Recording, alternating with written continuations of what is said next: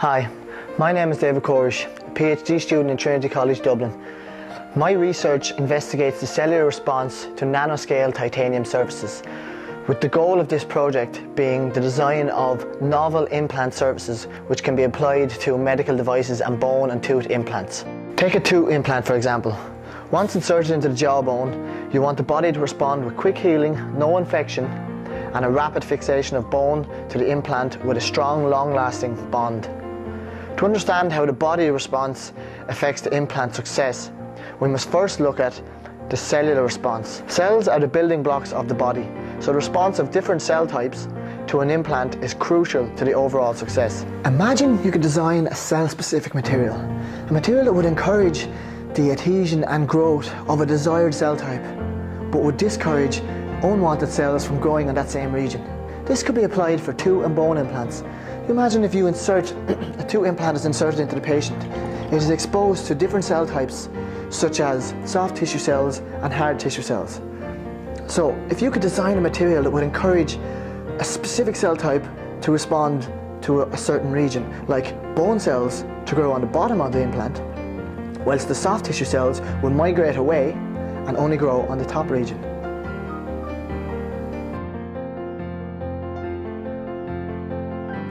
Cellular behaviour is known to be influenced by the cell's surrounding environment and its properties.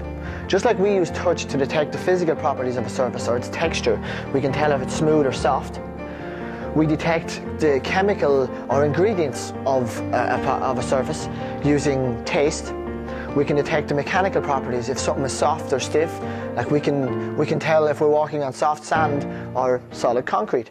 Cells similarly can detect and respond to the surface physical, chemical and mechanical properties. In my research, I wanted to know how bone cells responded to these various surface modifications. What makes a bone cell happy on a surface? I used nanoscale titanium surfaces. These surfaces have features in the nanometer range. A nanometer is 1/1,000,000th of a millimeter. Now to put this in context, let's scale up. Let's imagine the distance from Germany to Dublin was 1 millimeter in length.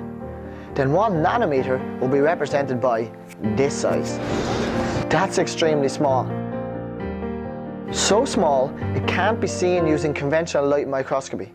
So we have a surface with nanoscale features, but we can't actually see it using conventional light microscopy.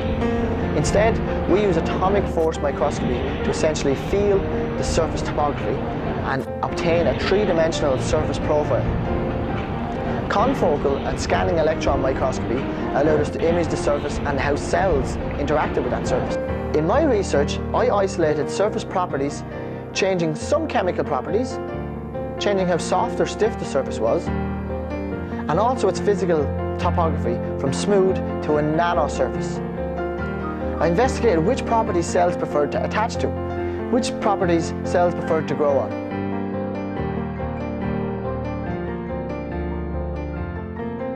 A combination of these properties provided a much better and improved surface for encouraging bone cell growth.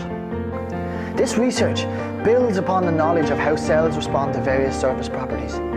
The ability to control the behaviour of specific cell types would pave the way to design of cell-specific surfaces and open up endless possibilities for biomaterials and medical devices.